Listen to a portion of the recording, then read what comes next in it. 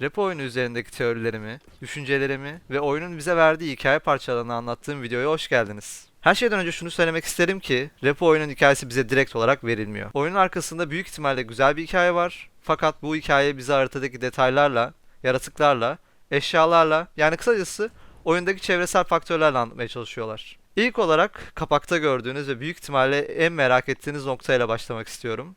Biz Repo'da hikayenin kötü karakterlerini oynuyor olabilir miyiz? Oyunda birçok yerde Human Group yani sona kalan ve semibotlara dilenen insan grubunun kalıntılarını görebiliyoruz. Bununla birlikte pek çok yerde semibotlar ve insanların savaştıklarını ve birbirlerini öldürmeye çalıştıklarını da görebiliyoruz. Şimdi bu bilgiden benim aklıma iki çıkarım geliyor. Bir, insanlar semibotlardan bir sebepten ötürü nefret ediyor ve savaş açıyor ve savaş istedikleri gibi gitmiyor. Sonunda da insanlar yeryüzünden siliniyor. Ya da ikinci seçenek, semibotlar üretildiğinde Taxman denen yapay zeka semibotları insanları öldürmek için kullanıyor ve savaşı kazanıp insanlığı yok ediyor. Tabii ki bundan farklı durumlar da olabilir. İlerleyen kısımlarda bunu konuşacağız. Fakat şu an elimizde olanlara bakınca benim düşüncem ikinci seçenekten yana. Tabii ki insanların direkt iyi olduğunu düşünecek kadar saf değilim. Fakat etrafı biraz incelediğinizde insanların çadırlarda kaldığını, uyku tulumlarında uyuduklarını ve ellerinde pek bir şey olmadan savaştıklarını görebiliyoruz. Bu durumda bana yaşadıkları yerlerden kaçmak zorunda kalmışlar izlenimini uyandırdı. O yüzden ben semibotlar Taxman'in kontrolü altında bu hikayenin kötü karakterleri olduğunu ve insanlara savaş açan taraf olduğunu düşünüyorum. Siz ne düşünüyorsunuz? Şimdi merak ettiğiniz kısmı geçtiğime göre size harita harita oyunun bize verdiği bazı hikaye parçalarından bahsetmek istiyorum. Bu parçaları size adım adım anlattıktan sonra videonun sonunda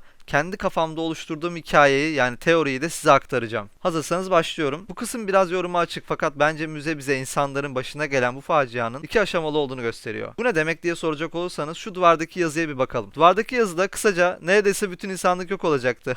Hafta sonu olan stand-up show'umuza katılın yazıyor. Yani bu evrende insanlık yok olmanın eşiğine bir kere gelmiş fakat yok olmamış. Hatta üstüne bir şekilde bu olay alay konusu bile olmuş. Belki bazılarınız bu durumun yine de iki aşamalı olduğunu kanıtlamadığını düşünebilir. Bu düşüncemi destekleyen bir diğer şey ise bu poster. Posterin tarihine dikkat ederseniz 2030'da olduğunu gösteriyor. Ve ben açıkçası bu müzedeki eserlerin 2030 ve 2050 yani yakın tarihlerde olduğunu düşünüyorum. Yani böyle olunca bu stand-up şovunun da bu tarihten çok uzak olduğunu sanmıyorum. Bu klibi de insanların bir şekilde direndiğini göstermek için gösteriyorum. Gördüğünüz üzere 3 tane semibotu insanlar bağlamışlar ve oklarla vurmuşlar. Belki de talim atışı yapmışlardır bilmiyorum. Bu kısımda da insanların sembot kafalarını direklere geçirdiğini yani bu kısmın insan grubuna ait olduğunu, sınırlarını çizdiklerini de görebiliyoruz. Bu duvardaki küçük çizimde de vurulan bir semibot ve insan grubunu görüyoruz aynı şekilde. Söylediğimiz gibi insanlar bir şekilde semibotlara karşı çıkmaya çalıştığı kesin, bir savaş olduğu kesin. Son müze klibimizde de duvarda Taxman yazıları var ve Taxman yazılarının üstü karalanmış insan grubu tarafından. Bir de fark ettiyseniz köşede bir Headman yazısı da var. Bu ikisi arasında bir bağ işaret ediyor olabilir. Headman zengin biri olduğu için belki de bu yapay zekayı zamanında oluşturan kişi de olabilir. Şimdilik bu harita bu kadar. İkinci haritaya geçiyoruz ve ikinci haritamızda Mechanic Station. Bu haritada ilk dikkatimi çeken şey işaretlenmiş takvim oldu. Bu takvime göre büyük ihtimalle orada çalışan bir insan 2097 yılına kadar duvardaki takvimi işaretlemeye devam etmiş. Yani insanlığın sonu büyük ihtimalle 2097'lere kadar yaşanmamış. Ya da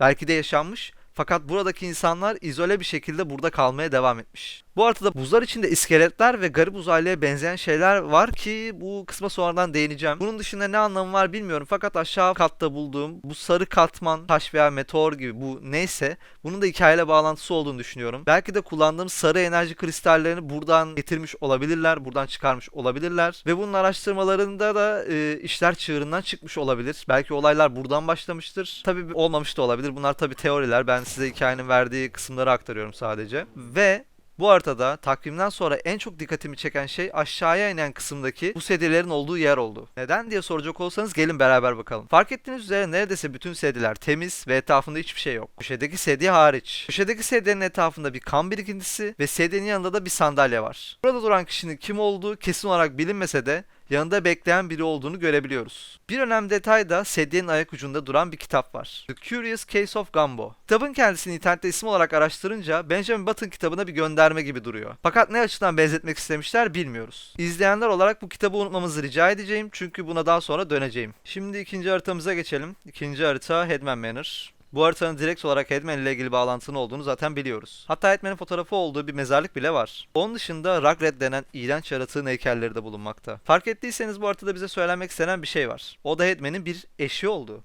Evet, Headman'in bir eşi var. Bu konuya nereden vardığımı soracak olursanız ilk olarak bu haritanın neredeyse her köşesinde sadece 2 kişilik oturma yerleri olduğunu göstermek isterim. Bunun dışında sadece bu haritaya özel olan bir müzik kutusu var. Ve bu müzik kutusunu tuttuğumuzda karşısında kafası olmayan bir damat ve normal bir gelin çıkıyor. Kafasız damatın Headman olduğu belli diye düşünüyorum. Bir de bu haritada karşılaştığım ve önemi olduğu kesin olan bir kitap var ve sizin de hatırlamanızı istemiştim. The Curious Case of Gumbo. Evet, bu Mekşenik haritasındaki kitabın ta kendisi ve haritadaki tek isimli kitap bile diyebilirim. Benim çıkarıma göre Mekşenik haritasında etrafında kanlar olan yatakta yatan kişi ya Headman ya da Headman'in karısı. Bu da ikisinden birinin hasta olduğu düşüncesini güçlendiriyor benim için. Ve 3. haritamıza geçelim. 3. haritamız Sweetburn Akademi. Bu haritada birçok tablo yer almakta. Bu tabloların çoğu bu okulun headmasterları yani müdürlerini göstermekte. Müdürlerin yanında da Damgolf adıyla geçen güçlü bir büyücü de birçok kez yer alıyor. Birçok yerde tablolarda resmini görebiliyoruz. Belki oyunu oynarken kendisine tablolarda dikkat etmemiş olabilirsiniz fakat etrafta tutup lazerler attığınız o asa Doomgolf'a ait.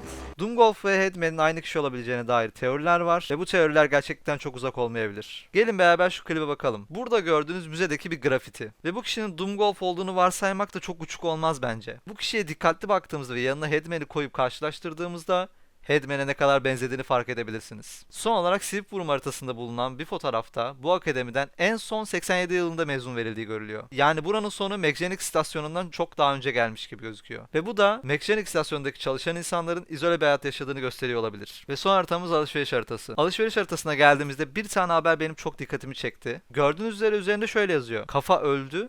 Evet, belki çok kötü bir şey gerçekleşti yazıyor. Bu haberin direkt olarak Headman'in insan olarak ölmesinden ve sonrasında ise havada süzülen bir kafa olarak doğmasıyla birebir bağlantısı olduğunu düşünüyorum. Alışveriş haritasında bir tane daha şey dikkatimi çekti. Eğer bilmiyorsanız semibotların oluşturulduğu firmanın ismi Aratal Automations. Ve oradaki çalışanların üniforma şapkası ve o şapkanın üzerinde de firmanın sembolü var. Şimdi ilgimi çeken kısım ise alışveriş bölgesindeki gizli bölmedeki iskelet. Fark ettiğiniz gibi buradaki kişi de bu firma için çalışıyormuş. Hikaye için önemini bilemem fakat fark ettiğim için kendimle gurur duyduğum detaylardan birisidir. Şimdi harita anlattığım kısım bittiğine göre teorime geri dönmek istiyorum. Bence repo oyunu dünyasında 2030 ve 2050 yılları arasında bir şeyler oldu. Aklıma gelen ilk teorilerden biri yaşanan olaydan ve insanlığı bir şekilde hayatta kalmasından sonra Headman Mekşenik Station'ı ve Sweetburn Akademisi'ni kuruyor. Kendisi zengin biri ve bu iki mekanı yürütecek paraya da sahip. İlk olayda insanlığa tehlike arz eden şey neyse buna karşı bir savunma ya da iyileştirme amaçlı bu iki bölümü açmış olabilir. Yaşanan şeye gelirsek de aklıma iki şey geliyor. Birincisi bu bir hastalık olabilir ya da alakasız gelebilir ama uzaylı istilası da olabilir. Hatırlarsanız Mekşenik istasyonundaki araştırmalarda buzun içinde uzaydan gelmiş gibi görünen bir şeyler vardı. Ben şu an hastalık seçeneğine daha yakınım çünkü bence ya Headman'in kendisi ya da eşinin hastalığa yakalandığını ve Headman ise bütün gücüyle ve parasıyla eşine bir çözüm bulmaya çalıştığına inanıyorum. Bu çözümü ararken de ne yazık ki bir çözüm bulacağına oyunda gördüğümüz yaratıkların doğumuna sebep olduğuna inanıyorum. Ve büyük ihtimalle bu yaratıklar ve virüs dünyadaki insanların azalmasına sebep oluyor. Sonra Taxman bunu bir şekilde fırsat olarak değerlendiriyor ve insanları semibotları kullanarak savaş açıyor. Semibotlar belki de insanların hayatında bundan önce vardı. Bir temizlik robotu bile olabilir veya bir yardım robotu olabilir. Fakat Taxman yapay zeka olarak kafayı yiyince ve kontrolü ele alınca semibotlar bir silaha dönüşüyor. Zayıflamış insanlar semibotlarla savaşıyor ve savaşı kaybedince de insanlığın sonu geliyor. Dünyada belki birkaç insan hala kalmış olabilir. Huntsman bunlardan biri mi bilmiyorum. Ben tam olarak insan olduğunu düşünmüyorum. Fakat bize oyun şimdilik bununla ilgili bilgi vermedi. O yüzden insanlığın sonu geldiğine inanıyorum şimdilik. İkinci düşüncem ise Taxman ile ilgili. Hala semibotların ve Taxman'in insanlığın yok oluşundaki asıl rol oynadıklarına inanmıyorum. İnsanlar bir şekilde zayıfladı. Sonrasında Taxman bunu bir fırsat bilip semibotları kullanmaya başladı. Çünkü bütün insanlık ölürse Taxman'in bundan ne çıkarı olabilir ki? Bence semibotlar insanlara bir yaşama şansı olarak sunuldu. Bildiğiniz üzere oyun ilk çıktığı zamanlarda semibotların aslında insan bilincinin aktarıldığı yarı insan, yarı robotlar olduğu düşünülüyordu. Hala yanlış olmayabilir. Taxman insanları bir şekilde semibotlaştırma amacı güttü. Çünkü onlara bir yaşam verirse onlar da Taxman'e borçlu olacaklardı. Yani bot olarak yaşa ve bana 1 milyon borcun olsun gibi. Yabancı bir forumda gördüğüm kadarıyla bir oyuncu oyuna ilk başladığında tüm paramızı gösteren kısımda kocaman bir eksi milyon yazdığını görmüş. Ve birkaç kişi de bunu onaylamış. Şimdi bunu kendi deneyimde böyle bir şey göremedim. Fakat inanmamak için de bir sebebim yok. Bu bir bug da olabilir tabii ki. Fakat oyunda yaptığımız şeylere bakınca bana birazcık mantıklı geldi. Bu oyunda bir borcumuz var ve gidip değerli eşyaları toplayıp borcumuzu ödemeye çalışıyoruz semibotlar olarak. Ve uygun bir şekilde de yapay zekanın adı borç adam ya da vergi adam olarak geçiyor. Açıkçası insanların olmadığını düşündüğümüz bir evrende eşyaları veya parayı Taxman ne yapıyor olabilir? Hiçbir fikrim yok. İkinci seçenek ise böyle bir anlaşma veya insan bilinci gibi bir durum yok ve Taxman sadece güçten düşmüş insan ırkına son hamleyi vurmak istemiş de olabilir. Bir de bu teoriyle alakası olacak fakat Taxman ile alakalı olduğu için şunu da söyleyeyim. Taxman ile Edman'ın aynı kişi olduğunu savunan insanlar da var fakat bu fikir bana hiç yakın gelmiyor. Belki Edman Taxman'ın yapımında yardımcı olmuş veya bunu fonlamış olabilir. Fakat Headman ile Taxman'ın aynı kişi olduğunu düşünmüyorum. Üçüncü bir konu olarak oyuncular Huntsman ve Peeper'ın arasında bir ilişki olduğunu düşünüyor. Fakat ben oyun içerisinde böyle bir kanıt veya oyunun bize verdiği bir şey göremediğim için şimdilik bu konuyu konuşmamayı tercih ediyorum. Evet, benim derleyip toplayıp kafamda oluşturduğum ana teorim buydu. Umarım beğenmişsinizdir ve umarım katıldığınız yerler olmuştur. Eğer farklı düşünceleriniz varsa veya katıldığınız kısımlar var ama üstüne de eklemek istediğiniz kısımlar varsa hepiniz yorumlara konuşmaya ve tartışmaya beklerim. Bunların tamamıyla benim teorim olduğunu ve büyük ihtimalle oyunun hikayesinin bundan çok farklı olabileceğini unutmayın. Büyük ihtimalle gelecek olan her güncellemeyle oyunun hikayesi hafif hafif aralanacak. Eğer tekrardan konuşmaya değer bir şeyler çıkarsa ileride bu tarz bir video daha yapmayı düşünüyorum. İzlediğiniz için teşekkürler. Bir like bırakmayı ve yorumlara gelmeyi kesinlikle unutmayın. Takla atın, sağlıklı kalın.